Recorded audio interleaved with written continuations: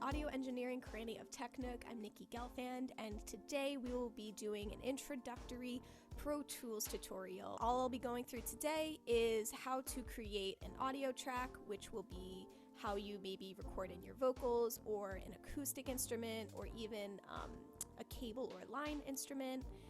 How to introduce a virtual instrument track, so if you have a MIDI controller or a MIDI keyboard, how you get that sound through Pro Tools. And then lastly, if you have a clip or a wave or an MP3 even of some audio that you want to edit or add some effects to, how to do that as well. So let's get started. Before we jump into today's video, I just wanted to let y'all know that I have a video out of what all these buttons mean in the top area here, including how to manipulate the tempo and create a click track. So check that out first if you haven't already.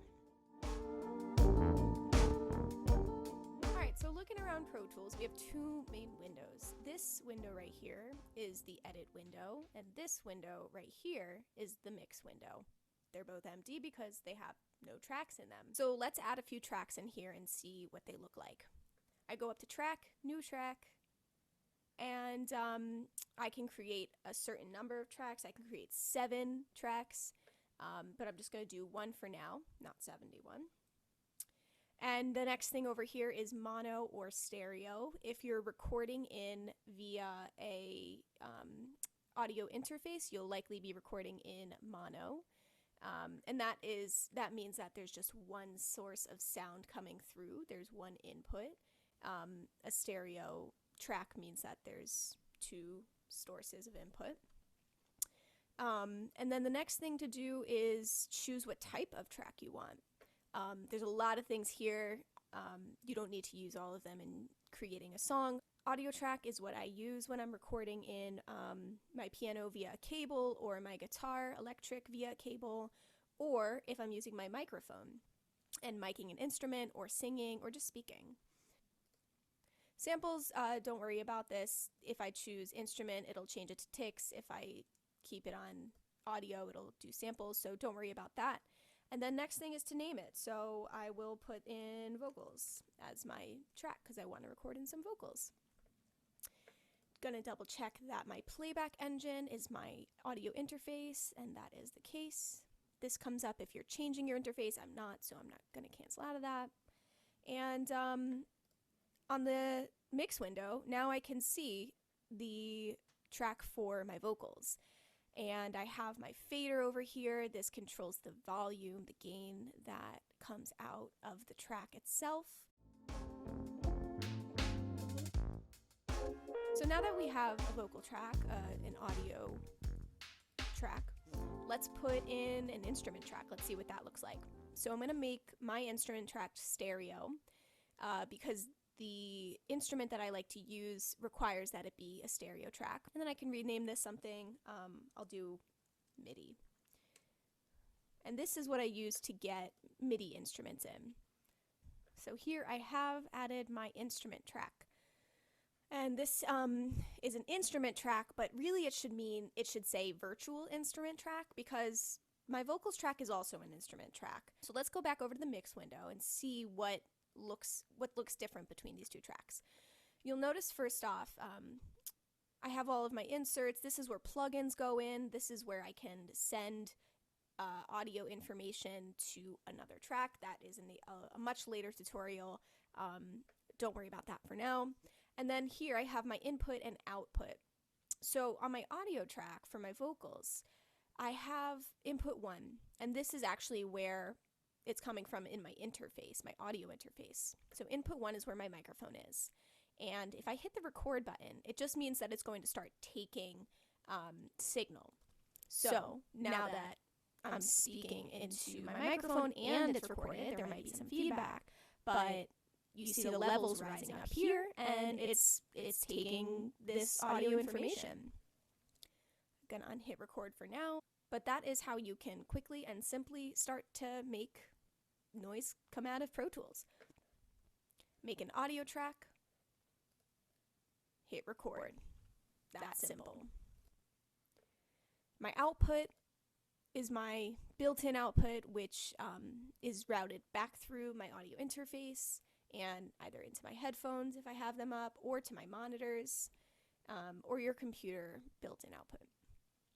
Moving over to the instrument track here, or where I like to put my virtual instruments, I have no input here. And that's because when I use an instrument track or a virtual instrument track, I actually add a plugin, and that is down here in multi-channel plugin to instrument, and I can choose any of these instruments that I have. One of my favorites is the Analog Lab 4 by Arturia for all of my synth needs and even some percussive needs. So this is now my input source. I don't need to route input directly into the channel because the plugin itself is the input. Again, my built-in output is the default output for this channel. That can be changed as well depending on what you're doing next with it, but all I need to do to start getting sound to come out, hit record, open up my input source, hit a key on my MIDI keyboard or whatever you have connected to it. I can also directly use this window to play in with my mouse. Depends on what kinds of instruments you have and how they're used, but that's how you get sound out of an instrument track too.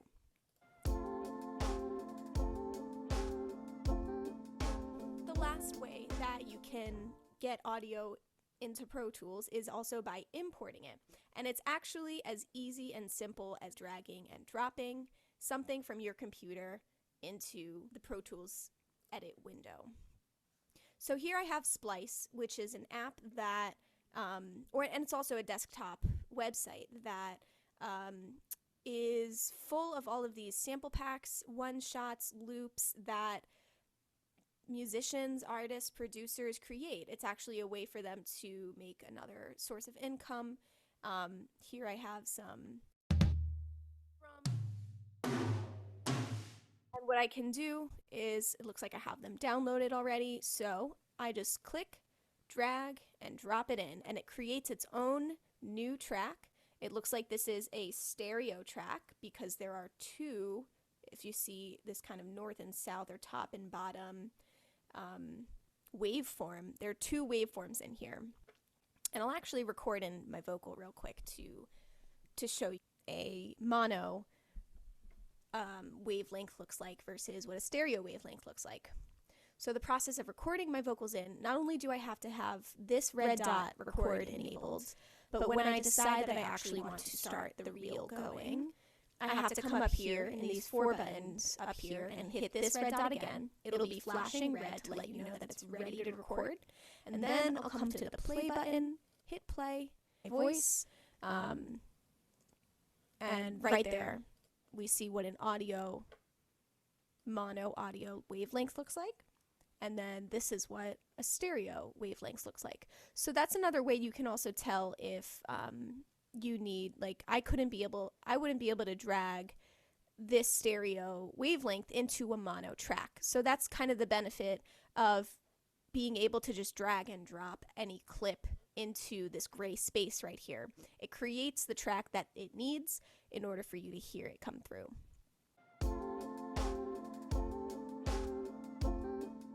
All right, and lastly, I'm gonna show you how you can get information from your MIDI controller into Pro Tools.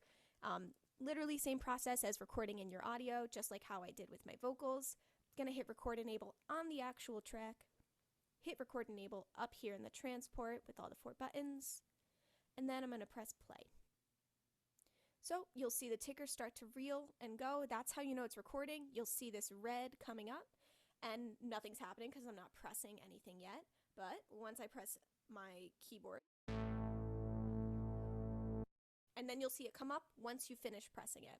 So this is what MIDI information looks like. I can actually open up this window, and now I have MIDI information that not only I can edit itself, I can expand or shorten the clip itself. I can come down here and alter the velocity of it. That's kind of the intensity that the sound comes through as. And if I also hit the control button on my keyboard, this pencil guy comes up, and I can write in MIDI as well. So technically, you don't need a physical MIDI keyboard to actually get MIDI in. You just need a virtual instrument, which is my Analog Lab 4. With that said, it is still much easier and more efficient to have a physical keyboard in front of you or a beat pad, whatever it is. You'll just get the information down quicker. It'll be much more interactive if you're working with your clients than going in and writing the whole piece.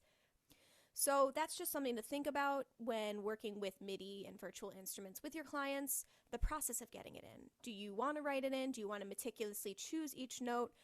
Or would you like to have a more improvised, or something where you just kind of hit the keyboard, see what happens, and then you can later on go back and edit, clean it up, change notes if you miss notes or whatever happens. However you want to take it, that's how MIDI information can be modulated and changed around. So this was, again, just a very basic rudimentary beginning to Pro Tools. We covered how to record in audio tracks with an interface, how to drag and drop wave clips or MP3s into Pro Tools, and then also how to record virtual instruments with Pro Tools through MIDI channels. I hope that this answered some basic questions that you have about how to get started in Pro Tools. Again, there's so many resources online for you to figure out if Pro Tools is right for you, if it is the digital audio workstation that you might work best on, or might be best suited to your clinical needs. As always, feel free to reach out to me if you have any more questions about Pro Tools, how you might use it, or anything about virtual instruments too. I'm here to help. Thanks for visiting, and I'll see you back here soon.